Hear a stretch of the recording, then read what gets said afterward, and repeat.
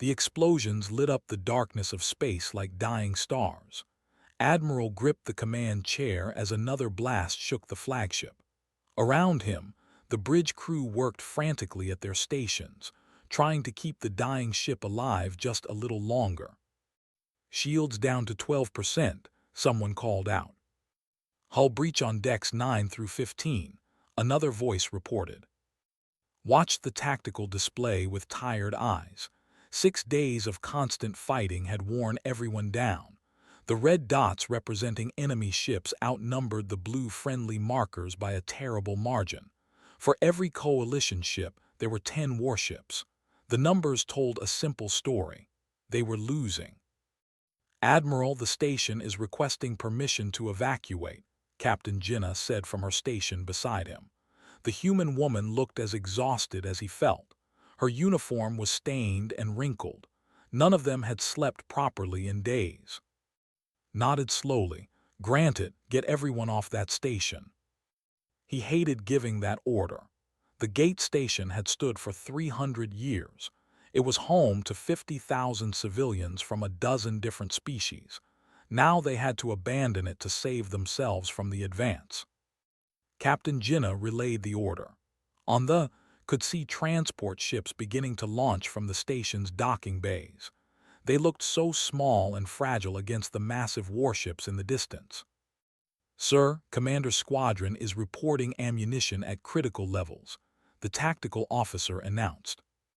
Activated his communications link. "Commander, fall back to the carrier, rearm and refuel." "Negative, Admiral's voice came back, static crackling through the connection. "If we fall back now, they'll break through to the transports. We can hold them a bit longer." "That's an order, Commander." There was a pause, then responded, "Understood, sir," falling back. Watched as the small fighter craft pulled away from the enemy formation. 3 of them exploded before they could reach safety. He closed his eyes briefly. So many good people had died in the past week. "Admiral, we're receiving a transmission from the flagship," the communications officer said. "Put it through." The change to show Warlord. The alien commander looked pleased with himself. His 4 eyes gleamed with satisfaction, and his mandibles clicked together in what had learned was the equivalent of a smile. "Admiral said, you have fought bravely, but this battle is over. Surrender now and I will allow the civilians to leave safely. Refuse, and I will destroy every ship, every station, every transport." Felt anger rise in his chest, but he kept his voice calm. "The coalition does not surrender to tyrants." "Then you are fools," replied. "You will all die for nothing." The transmission ended, turned to look at his bridge crew. They were all watching him, waiting for orders. These people trusted him to lead them, to save them. But he had no more tricks, no more strategies. They were simply out of options. "Continue evacuation procedures," he said quietly.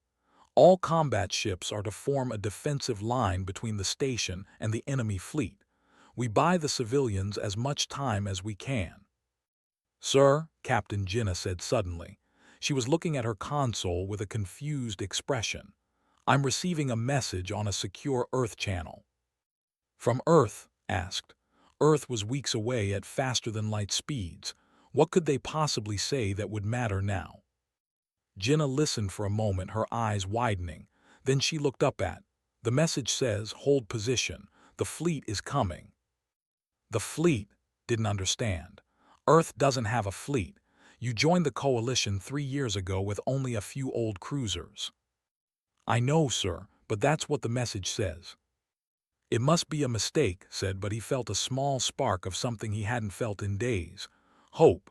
He pushed it down. False hope was dangerous. Another explosion rocked the ship. The lights flickered and went out for a moment before emergency power kicked in. "Shields are failing," the tactical officer reported. "We won't survive another direct hit."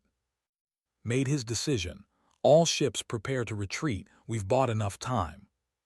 "Sir, please," Jinnah said. Her hand gripped his arm. 5 more minutes. Just give them 5 more minutes." "Captain, we don't have 5 minutes." Please, Admiral. Something in her voice made him pause. Humans were new to the galaxy but had learned to respect them in the 3 years since they joined. They were earnest, honest, and surprisingly stubborn. If Jinnah believed help was coming, maybe he should too. 5 minutes, he said finally, but not a second more. Those 5 minutes felt like hours. The coalition ships held their position, taking hit after hit from weapons. 2 more cruisers exploded. A destroyer broke apart, its hull torn open by concentrated fire. The flagship's shields failed completely. They were flying on borrowed time. 3 minutes, someone counted down. Commander's fighters launched again, fully rearmed. They dove into the enemy formation, buying precious seconds with their lives. 2 minutes. The station's last transport ship cleared the docking bay and accelerated away. At least the civilians would be safe. That was something. 1 minute.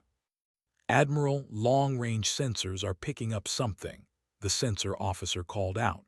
Multiple gravity distortions. Something big is coming out of faster-than-light travel. Reinforcements, someone groaned. Felt his heart sink.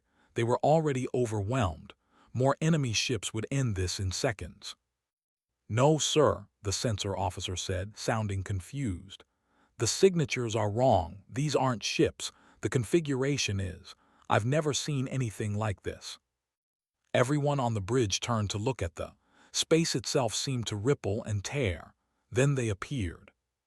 Ships, massive ships, 17 of them dropping out of faster-than-light travel in perfect formation. But these weren't like any ships had ever seen. They were angular and predatory, painted in matte black that seemed to swallow light. No decorations, no lights, no bright colors, just dark metal and weapons. So many weapons. What are those? Someone whispered. Captain Jinnah stood up from her station. She was smiling and there were tears in her eyes. Those, she said softly, are humans. The fleet turned to face the newcomers. Even from a distance could sense their confusion. These 17 ships were outnumbered 40-1. It should have been a massacre. Then one of the black ships sent out a transmission on all frequencies. The voice was cold and calm. This is Fleet Admiral Menu of the Earth Defense Fleet. All vessels stand down or be destroyed. You have attacked our allies. That was your first mistake. That will also be your last. On the warlord appeared again. He was laughing.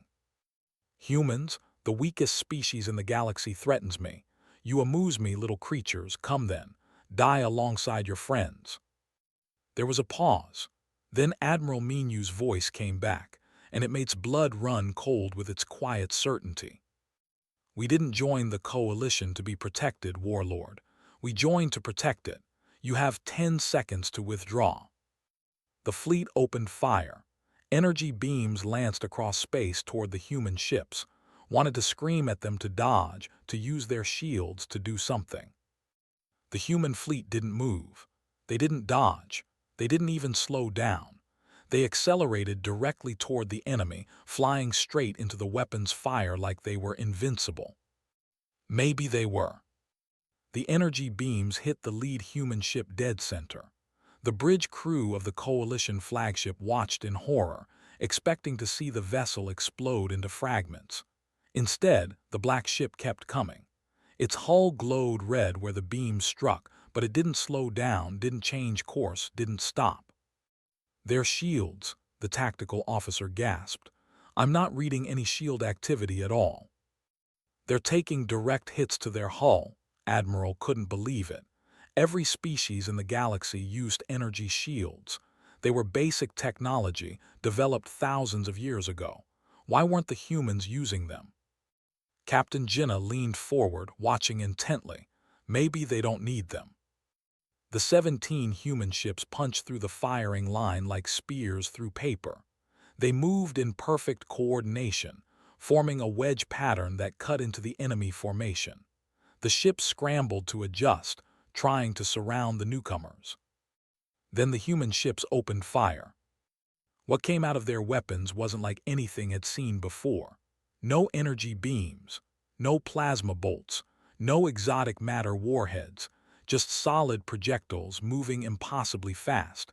They looked almost primitive on the sensors, just chunks of metal flying through space. The first projectile hit a cruiser. The ship simply exploded. One moment it was there, the next it was an expanding cloud of debris. "What was that?" someone on the bridge shouted. Another human ship fired. 3 more vessels vanished in brilliant flashes of light. The explosions were massive, far larger than anything conventional weapons should produce. "Get me a reading on those weapons," ordered. The tactical officer worked frantically at his console. "Sir, they're firing solid projectiles.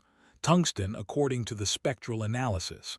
But the velocity, sir, these slugs are traveling at 4% of light speed." 4% of light speed. His mind struggled to grasp the numbers. At that velocity, even a small piece of metal would hit with the force of a nuclear weapon, and the humans were firing hundreds of them. "Their shields can't stop solid matter moving that fast," Captain Jinnah said. Her voice was filled with awe. "Energy shields are designed to deflect energy weapons. These are just chunks of metal, but they're moving so fast that nothing can stop them." The human ship at the front of the formation, larger than the others, fired again.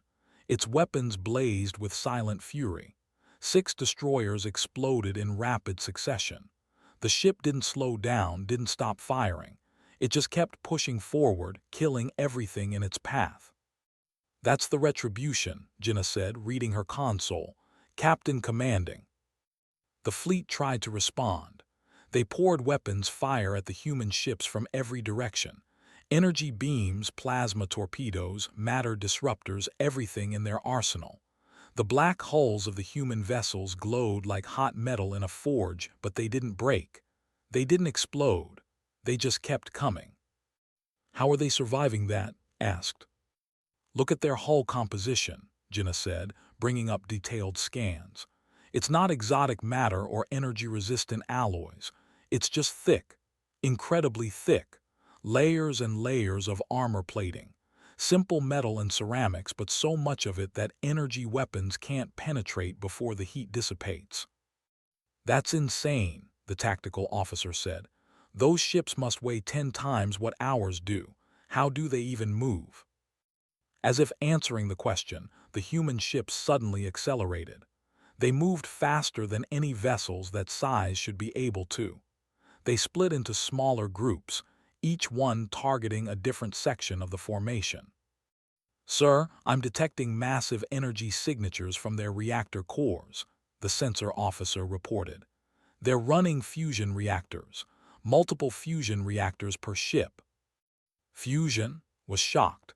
Fusion power was ancient technology, abandoned ago for more efficient antimatter and zero-point energy systems. Why would they use something so primitive? Captain Jinnah smiled grimly.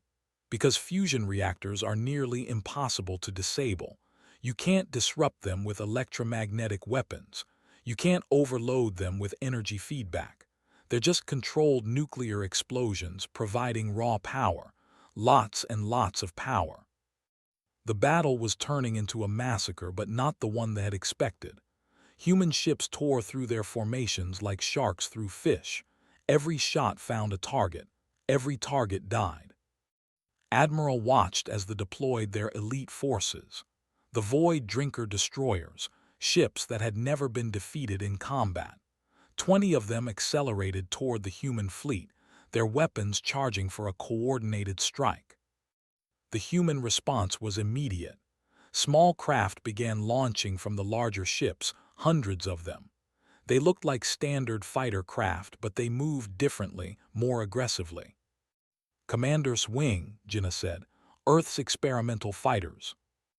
The fighters didn't engage in the traditional dance of dogfighting. They simply accelerated toward the Void Drinkers and launched their payloads. Missiles. Thousands of missiles. "Those are unguided," the tactical officer said in disbelief. "No tracking systems, no computer guidance, just dumb rockets." "They don't need guidance," Captain Jinnah explained. They're firing so many that the void drinkers can't possibly destroy them all. It's called saturation fire. The point defense systems tried to intercept the missiles. They destroyed dozens, then hundreds, but there were too many. The missiles slammed into the void drinker destroyers in waves. The elite ships, pride of the Navy, exploded one after another. 3 minutes. That's how long it took for the human fighters to destroy all 20 void drinkers. 3 minutes. Warlord's voice suddenly came over the open channel. What are you? What kind of species fights like this? Captain's voice responded. Could hear the cold satisfaction in the human commander's tone. We're the species that evolved alone, Warlord. Every other race in this galaxy developed together. You all think the same way, fight the same way. Energy weapons, shields, electronic warfare. But humans, we came from a world where we only had ourselves to fight. We weaponized different principles. We learned different lessons. Another human ship, bristling with weapons, fired into a cluster of frigates. The frigates tried to jam its targeting systems, but it didn't matter. The solid projectiles didn't need computer guidance. They were fired on ballistic trajectories, calculated by simple physics. Our technology isn't more advanced than yours, continued. In many ways, it's more primitive, but we designed it to kill, not to impress. We built it to work, not to be elegant, and we tested it in a way you never did. What way? Asked. We tested it on ourselves. Humans have been fighting wars for 10,000 years. We know what works, we know what kills, and we brought all that knowledge to the stars. The fleet was in full disarray now. Ships tried to retreat, but the human vessels were faster. They hunted down every enemy ship that tried to run. No mercy, no quarter, just cold, efficient destruction. Admiral realized something that made his blood run cold. The humans weren't fighting a battle. They were executing a strategy. Every move was calculated. Every shot was planned. This wasn't the desperate struggle the coalition had been fighting. This was something else entirely. This was a hunt. Warlord, Admiral Menu's voice came over the channel again. I'm giving you one chance. Order your fleet to retreat. Leave this system now. And if I refuse, then you don't leave at all. There was a long pause, then gave the order. The fleet turned and began to flee, but Admiral Menu's next command shocked everyone on the coalition flagship. All ships pursue, no survivors. I want every vessel destroyed. Captain Jinnah stood up. Admiral Menu, the battle is won. They're retreating. We're not here to win battles, Captain. We're here to send a message. The message is this. If you attack the coalition, you don't get to retreat. You don't get to go home. You die. Admiral wanted to protest. This was excessive. This was cruel, but he understood the logic. The coalition had been fighting for 12 years. They'd won small victories and lost major battles. The enemy had never feared them. That was about to change. The human fleet chased down the fleeing ships and destroyed them systematically. It took 47 minutes from the moment the humans arrived until the last enemy vessel exploded. 47 minutes to completely annihilate a fleet of 600 warships. When it was over, the black human ships turned and headed toward the coalition flagship. Admiral tensed, unsure what to expect. Had they traded one conqueror for another? But the human ships didn't take aggressive positions. Instead, they spread out and began rescue operations. Their smaller craft moved among the damaged coalition vessels, pulling survivors from wrecks, providing medical aid, offering supplies. Captain's face appeared on the Admiral, the Earth Defense Fleet is at your service. What do you need? Looked at the young human commander. I need to understand. You built this fleet in secret. Why? His expression was serious. Because we knew you needed us to, and we knew you wouldn't ask. You're too proud, too set in your ways. So we built what you needed and waited for the moment you needed it most. You could have told us. No, sir, we couldn't. If we'd asked permission, you would have said no. You would have told us energy weapons are superior. You would have designed our fleet using your principles, and then we'd all be dead right now." He was right, knew he was right. The coalition would never have approved this kind of fleet. They would have insisted humans follow established doctrine, use proven technology, and that doctrine had been failing for 12 years. "Thank you," said finally, "you saved us all." "That's what allies do, sir," replied. Then his expression hardened. "But understand this. Earth joined the coalition to protect it, not to be protected by it. We'll fight your wars, we'll defend your people, we'll stand beside you against any enemy, but we'll do it our way." The went dark. Admiral sat back in his command chair and looked at Captain Jinnah. She was smiling. "Welcome to the galaxy, humanity," he said softly. 3 days after the battle, the gate station was still filled with activity. Repair crews worked around the clock to fix the damaged sections. Medical teams treated the wounded. And everywhere, people talked about the humans and their terrible black ships. Admiral stood in the observation deck, watching the human fleet maintain their patrol pattern around the station. They moved with mechanical precision, never wavering, never resting. It was both impressive and unsettling. "They don't sleep much, do they?" a voice said beside him. Turned to see diplomat Sara, Earth's representative to the coalition. She looked tired but healthy. She had been trapped on the station during the siege, unable to evacuate with the other diplomats. "Your people are very dedicated," said carefully. "Our people are very aware of what happens when you let your guard down," Sara replied. She moved to stand beside him at the window. "Earth has a long history of winning battles and losing wars. We learned to stay vigilant." "I need to understand something," said. "Your fleet. You built it in secret, using resources the coalition didn't know you had. Why hide it from us? We're supposed to be allies." Sara was quiet for a moment. Then she said, "Because we knew what you'd say. You'd tell us our weapons were primitive. Our tactics were outdated. Our armor was too heavy. You'd try to help us, and in doing so, you'd make us weak." "That's not fair." "Isn't it? Admiral, the coalition has been fighting for 12 years. You have better technology, more ships, more resources, and you've lost every major engagement. Do you know why?" Didn't answer. He knew why, but he didn't want to say it. "You've forgotten how to fight a real war," Sora continued. "Your weapons are beautiful, your ships are elegant, your tactics are based on honor and strategy from 1,000 years ago, but they don't care about honor, they care about winning, and so do we." A priority message came through on his communicator. "Sir, we're receiving reports from the frontier. Void Hunter squadrons are attacking colony worlds in the Outer Rim." "I thought the Void Hunters were destroyed," said. "These are different ships, sir. Stealth vessels. They're hitting civilian targets." Felt anger rise in his chest. They were changing tactics, targeting soft targets instead of military installations. It was cowardly but effective. "How long before we can scramble a response fleet?" "At least 3 days, sir. Our ships need repairs." Sara touched her communicator. "Admiral Minu, are you receiving these reports?" The human commander's voice came back immediately. "Yes, we're already moving. The Ghost Fleet will be in position within 12 hours. "How?" asked. "Those colonies are 4 days away at maximum speed." "Not for our ships," Minu replied. "Our drives are less sophisticated than yours, but they're faster in a straight line. We'll handle this." 6 human ships detached from the patrol formation and accelerated away. They reached speeds that should have been impossible for vessels that heavy.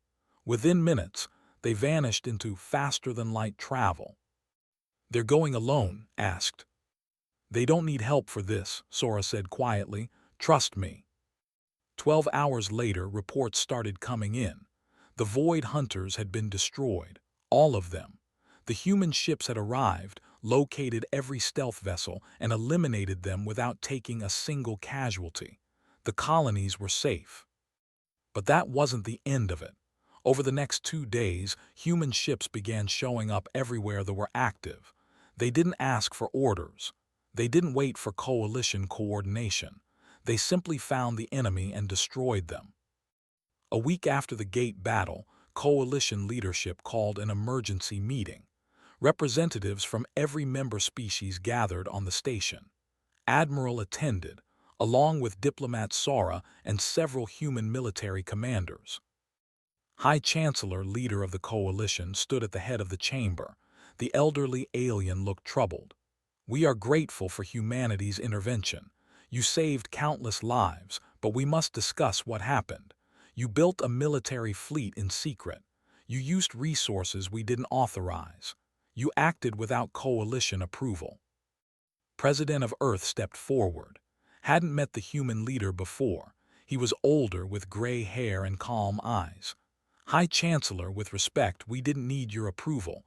Earth is a sovereign world. We chose to spend our resources building a fleet. That was our decision to make.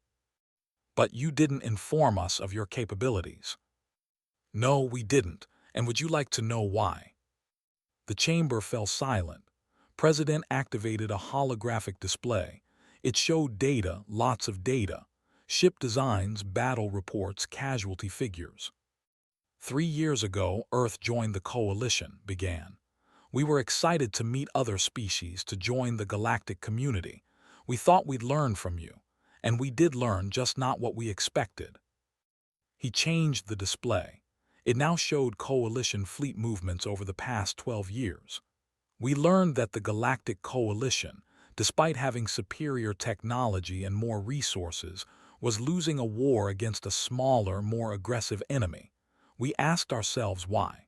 So we studied your tactics, your weapons, your strategies." Another display. This one showed energy weapon specifications. "We learned that every species in the galaxy uses the same basic principles: energy weapons, force fields, electronic warfare.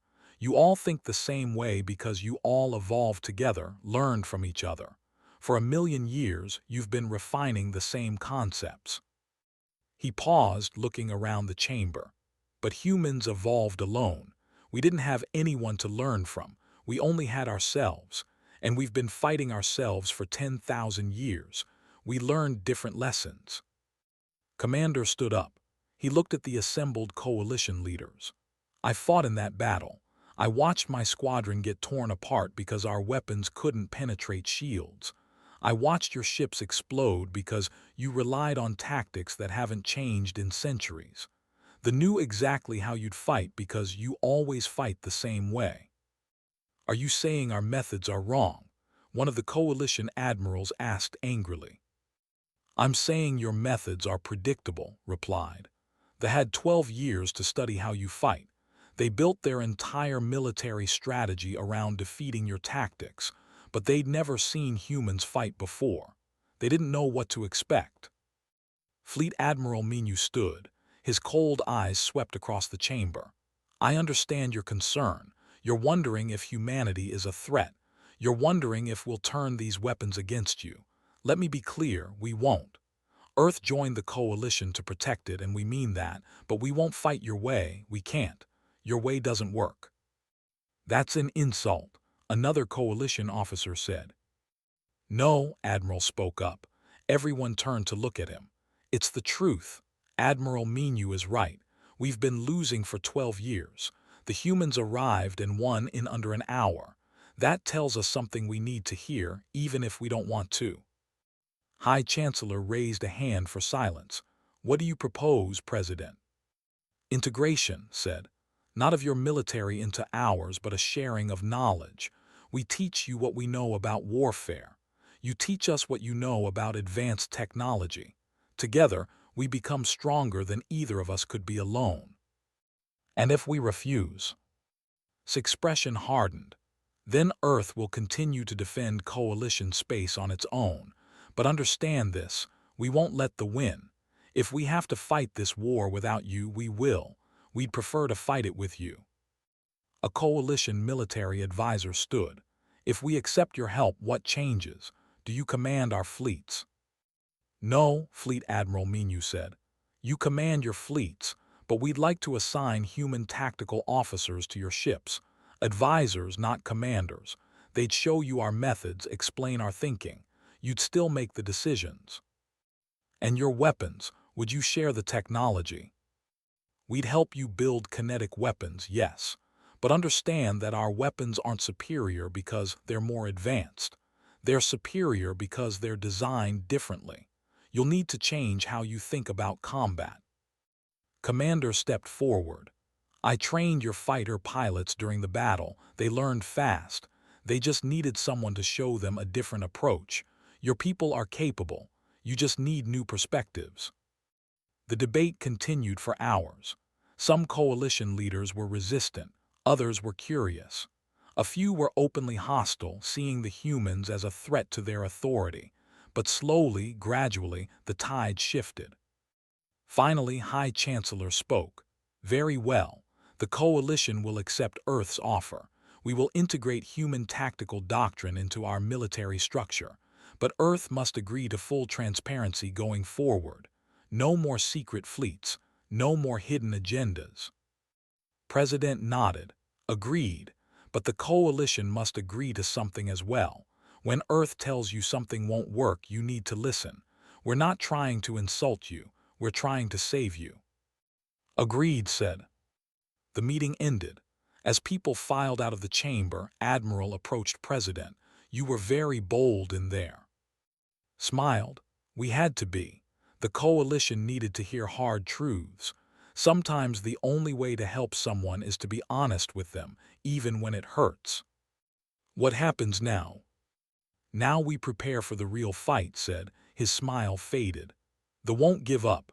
They'll come back with more ships, more weapons, and next time they'll know what to expect from us. Will you be ready? We're always ready, replied. That's the human way. 2 weeks passed quickly. The gate station transformed from a damaged military outpost into the most heavily defended position in coalition space. Human engineers worked alongside coalition technicians, installing new weapon systems and reinforcing the station's structure. Captain Jinnah stood on the main command deck, watching the activity below. She'd been promoted to admiral and given command of the Joint Human Coalition Defense Force. It was a huge responsibility, but she felt ready. The last battle had taught her something important. Humans and aliens could work together if they trusted each other. Admiral, we have movement on long-range sensors, a coalition officer reported. Multiple contacts heading our way. Jinnah felt her heart rate increase. Too far to confirm, but the signatures match their ships, and there are a lot of them. Initial count shows over 3,000 vessels. 3,000. Jinnah took a deep breath. The battle 2 weeks ago had been against 600 ships, and that had been close. This was 5 times larger. Get me Admiral and Fleet Admiral Minyu, she ordered. Within minutes, both commanders appeared on her communication screen. Looked concerned. Minyu looked calm, almost bored. They're coming, Jinnah said. The core fleet, everything they have. Expected, Minyu said. We embarrass them. They need to restore their reputation. Can we hold against 3,000 ships? Asked. Yes, Minyu said simply. We're ready. How can you be so sure? Minyu's expression didn't change. Because we didn't just bring the Ghost Fleet, Admiral. Earth has been busy. Jinnah pulled up the tactical display. What are you talking about? Watch, Minyu said. Space around the station began to shimmer. Then ships appeared. Dozens of them. No, not dozens. Hundreds. They materialized from stealth positions where they'd been hiding for the past 2 weeks. Massive black dreadnoughts, each one twice the size of the Ghost Fleet vessels. Second Fleet reporting for duty, a voice said over the command channel. Jinnah stared at the display. You've been hiding an entire fleet in our system. 2 fleets, actually, Minyu corrected. Third Fleet is positioning on the other side of the approach vector. They'll hit the enemy from behind once the battle starts. Admiral looked shocked. How many ships does Earth have? Enough, Minyu said. We've been building for 3 years, Admiral. Earth's entire economy was focused on this. Every factory, every resource, every bit of technology we could develop. We knew this day would come. But the cost, said, building this many warships must have bankrupted your world. Earth decided 3 years ago that if we were going to join the galaxy, we needed to contribute something meaningful, Minyu explained. We couldn't match your technology, so we focused on what we could do. Build simple, effective weapons in large numbers. It wasn't elegant, but it worked. Over the next few hours, coalition reinforcements began arriving too. But these weren't the same ships that had fought 2 weeks ago. They'd been modified. Human engineers had installed kinetic weapons on coalition vessels. The ships looked strange now, bristling with the angular and missile pods that characterized human designs. Commander arrived at the command center with a group of coalition pilots. The training is complete, he reported. Fighter wings from 6 different species, all trained in human tactics. They're not as good as Earth pilots yet, but they're learning fast. Will they be ready? Jinna asked. Smiled. They're eager to prove themselves. They watched us fight. Now they want to fight like us. The fleet continued its approach. 3,000 warships, moving in perfect formation. It was the largest military force ever assembled in this part of the galaxy. They were coming to destroy the humans and remind the coalition what happened to those who the Dominion. But they were in for a surprise. President arrived at the station personally, bringing with him Doctor and her medical teams. Jinna met them at the docking bay. Mr. President, you shouldn't be here, she said. This is going to be the biggest battle in galactic history. It's too dangerous. Exactly why I need to be here, replied. Our people are about to fight and die. The least I can do is stand with them. Doctor set up medical facilities throughout the station. Her teams worked with coalition medics, sharing knowledge and supplies. Jinna watched them prepare beds for the wounded, both human and alien. No distinction, no preference. Everyone would receive the same care. That's the human way, said, noticing her watching. We fight fiercely, but we heal generously. It's how we survived on Earth when we were constantly at war with ourselves. The fleet arrived in system. They didn't bother with threats or demands this time. They simply formed up for battle and began their approach. 3,000 ships, advancing like a wall of steel. The coalition human fleet moved to intercept. It was a fraction of the size, maybe 400 ships total. But these weren't the same ships that had fought 2 weeks ago. These vessels had been transformed, equipped with human weapons and human tactics. Warlord's face appeared on the main. He looked angry, humiliated. Admiral Minyu, you made a fool of me. You destroyed my fleet. Today I will return the favor. Today they will remind the galaxy why we are feared. You're not feared, Minyu replied calmly. You're hated. There's a difference. Fear comes from respect. Hate comes from weakness. You prey on those weaker than you because you know you can't fight someone your own size. We outnumber you 10-1. You outnumbered us 40-1 last time. How did that work out for you? His face twisted with rage. Attack, kill them all. The fleet surged forward.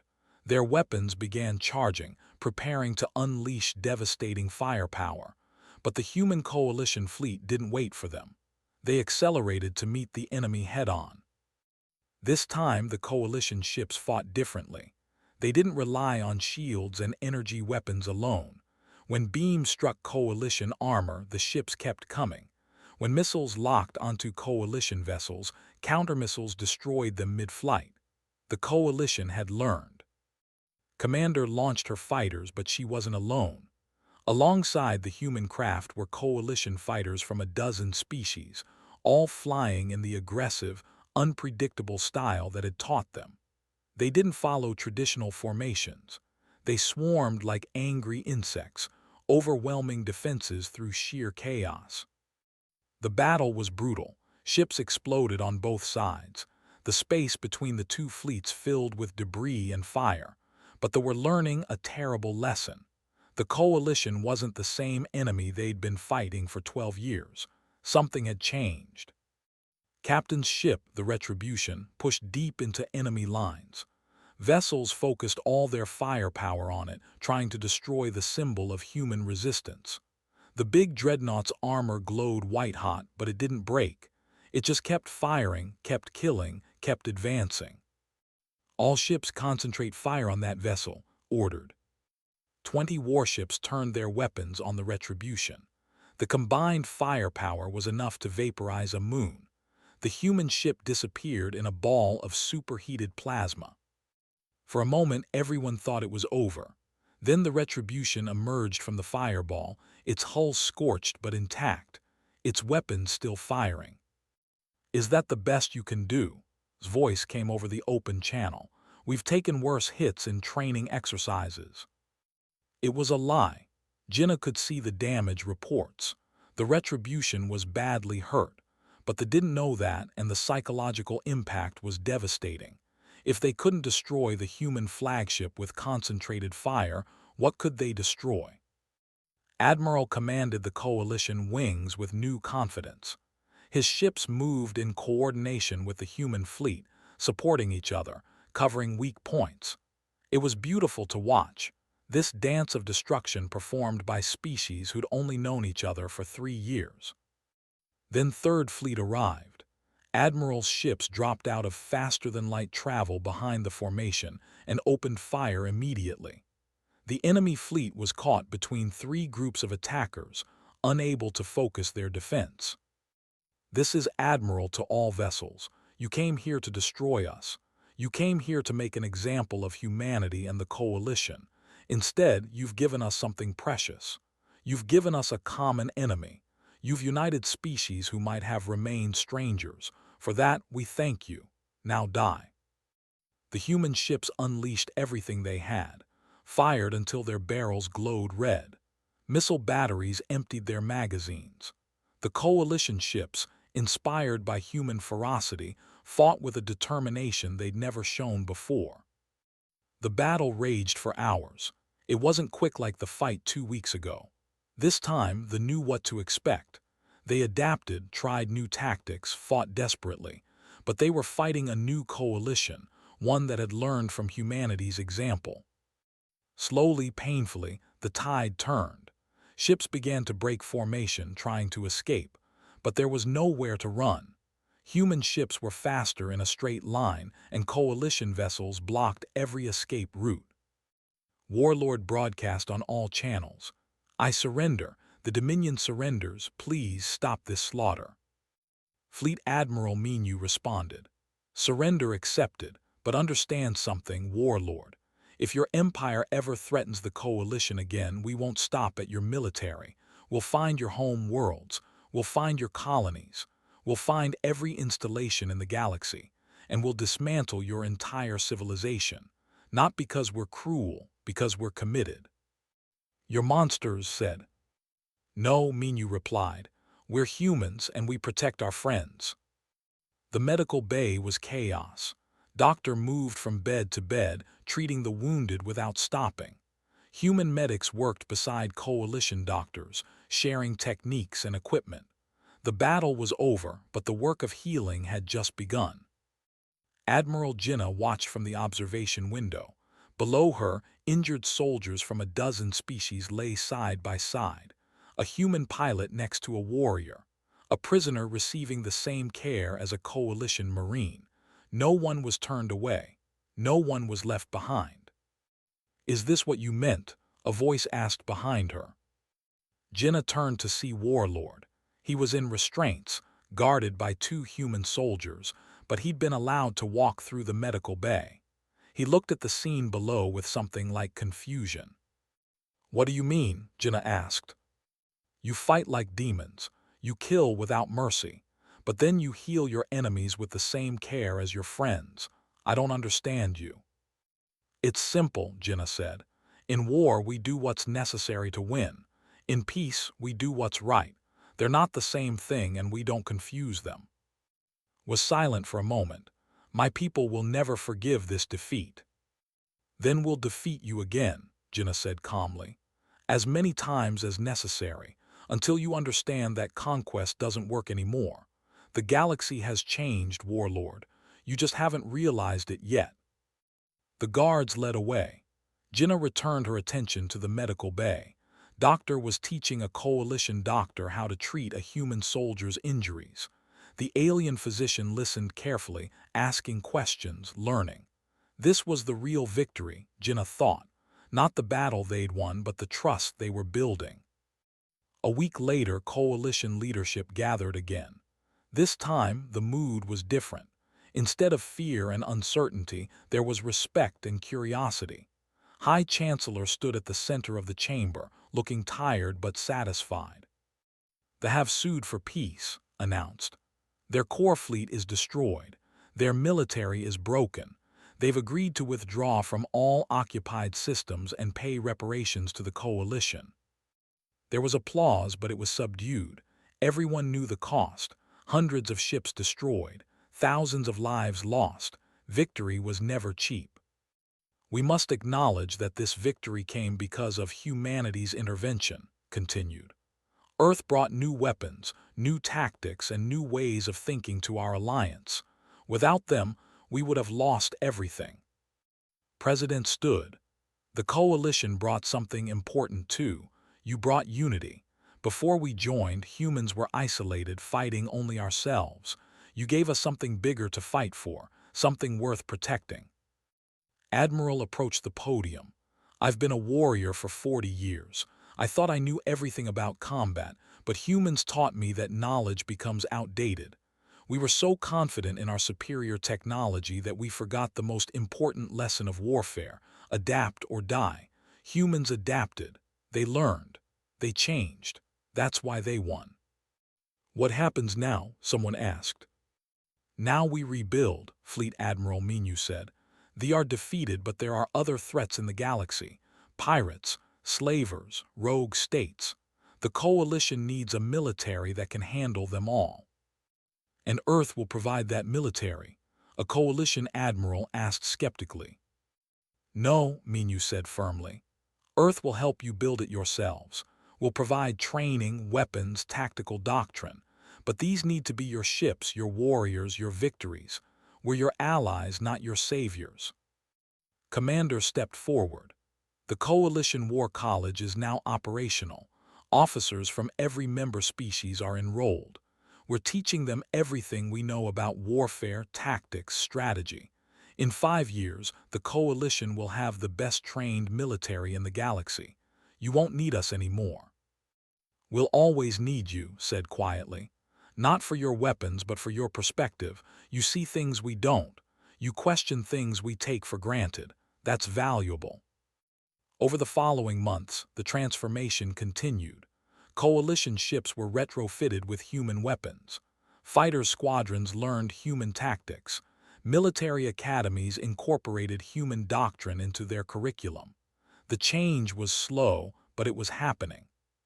Captain worked with coalition engineers to build new ships. These weren't copies of human vessels. They were hybrids, combining coalition technology with human weapons. Sleek alien hulls carrying brutal human armaments, the best of both civilizations. Commander trained coalition pilots every day. At first, the alien fighters struggled with human aggression. They were used to elegant maneuvers and honorable combat, but slowly they learned. They became more flexible, more creative, more dangerous. Doctor established medical protocols that became the galactic standard. Her insistence that all sentient beings deserved equal care, regardless of species or allegiance, was revolutionary. Some coalition members resisted at first, but they came around. Humanity's compassion was as influential as their combat prowess. 6 months after the battle, diplomat Sara stood before the Coalition Council with a proposal. The Accords, she called it, a formal agreement that would integrate human military doctrine into coalition defense strategy while maintaining the independence of all member worlds. "Earth will not command your fleets," Sora explained. "We will not dictate your policies, but we ask that you trust our judgment on military matters, just as we trust your judgment on diplomatic and scientific matters. We're all better together than we are separately." The council voted. It wasn't unanimous, but it was decisive. The accords passed. High Chancellor approached Sara after the vote. "Your people have changed the galaxy in just 3 years. I wonder what you'll accomplish in 30. "The same thing we're accomplishing now," Sara replied. "Making sure everyone has someone to stand beside them when trouble comes. That's all we've ever wanted." Back on Earth, construction crews worked on an enormous project in orbit. The Sol Defense Station was taking shape, a massive structure that would serve as the headquarters for the Joint Human Coalition Defense Force. It was a symbol, a promise that Earth would always be ready to defend the galaxy. Admiral Jinnah was given command of the station. She stood in what would eventually be the main command center, watching construction crews install equipment. Commander joined her. "Do you think they understand now?" Jinnah asked. "Why we built all this in secret?" Smiled. "They understand we're not the weak species that needed protection, but more importantly, they understand we're the loyal species that provides it. That's more valuable than any weapon." A message came through on Jinnah's communicator. It was from a distant star system, one that had just declared independence from a corrupt government. They were asking for Earth's help against military forces trying to crush their rebellion. "Another request for assistance," Jinnah said, reading the message. "Will we help them?" Jinnah thought about it. 3 years ago, Earth had been alone, unknown, worried about its place in the galaxy. Now, worlds across the galaxy looked to humanity for protection. It was a huge responsibility, but it was also an honor. "Send a reply," she said. "Tell them help is on the way." "Which ship should I dispatch?" "The Ghost Fleet, their closest," Jinnah smiled. "And tell Admiral Minu to be gentle this time. We're here to help, not to terrify." "He won't like that." "He'll adapt, that's the human way." Across the galaxy, the black ships of Earth's defense fleet moved through space, protecting the weak, fighting the corrupt, standing beside anyone who needed them. They were no longer a secret. Everyone knew about the humans now. Everyone knew what they could do. More importantly, everyone knew what they stood for. In the Coalition Council chambers, species that had barely known of Earth's existence 3 years ago now debated how to follow humanity's example. Not just militarily, but philosophically. The humans had shown them that strength and compassion weren't opposites, that you could be fierce in battle and gentle in peace, that technology wasn't as important as determination. Admiral retired from active duty but stayed on as an advisor. He spent his time writing a history of the war, making sure that future generations understood what had happened. He called it "The Day Humanity Arrived." "They were the weakest species," he wrote, "or so we thought. They had primitive technology, simple weapons, outdated tactics, but they had something we'd lost over millions of years of easy living. They had the will to fight, the courage to stand, the wisdom to know when violence was necessary and when mercy was required. They weren't the strongest species in the galaxy, but they became the most essential." President stood on Earth's surface looking up at the stars.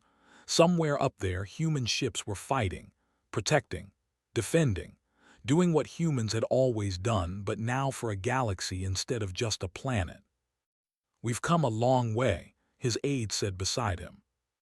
"We have," agreed. "But we can't forget where we came from. We're only strong because we remember being weak. We're only brave because we know what fear feels like. The day we forget that is the day we become like the—" "That won't happen, sir." "We have to make sure it doesn't. Power without wisdom is tyranny. Strength without compassion is cruelty. Humans have both now. We need to keep both." In the gate system, the Joint Coalition Human Fleet conducted training exercises. Ships from dozens of species moved in perfect coordination, each one armed with weapons that combined coalition technology and human principles. Commander led the fighter squadrons through complex maneuvers, pushing them harder every day. Again, she called over the comm channel. That was sloppy. The enemy won't give you a second chance. Neither will I reset and run it again. The fighters, no longer intimidated by her harsh standards. They'd learned that she was hard on them because she cared about them. That was the human way. Demanding excellence, accepting nothing less, but always teaching, always helping. Doctor worked in her clinic on the station, treating everyone who came through her doors. A merchant who'd been injured in an accident. A coalition marine with combat wounds. A human pilot with a broken arm. All received the same care, the same attention, the same compassion. "Why do you help everyone?" the merchant asked, "even enemies?" "Because everyone deserves help," replied simply. "Pain doesn't care about politics. Suffering doesn't care about species. When someone is hurt, you help them. That's not complicated." Admiral Jinnah stood in her new command center on the Sol Defense Station and looked at the tactical display. It showed the entire galaxy, with Coalition space marked in blue and hundreds of patrol routes traced in white. Human and Coalition ships moving together, protecting civilization. 3 years ago, humanity had been afraid. Afraid of the galaxy, afraid of other species, afraid they wouldn't fit in. Now they were essential. Now they were valued. Now they were home. Commander entered the command center. "Admiral, we just received word. The Council has approved the new defense initiative. We're going to establish rapid response fleets in every major system." "How many ships?" 2,000 to start. Half human, half coalition. Jinnah smiled. "The galaxy is safe now." "Safe as we can make it," corrected. "There will always be threats, always be challenges, but now we're ready for them." And that was the truth. The fight had been lost. The coalition had been on the edge of defeat. But then humanity arrived. Not with miracle technology or overwhelming numbers, just with determination, creativity, and the willingness to do what was necessary. The galaxy would never be the same, and that was exactly what it needed.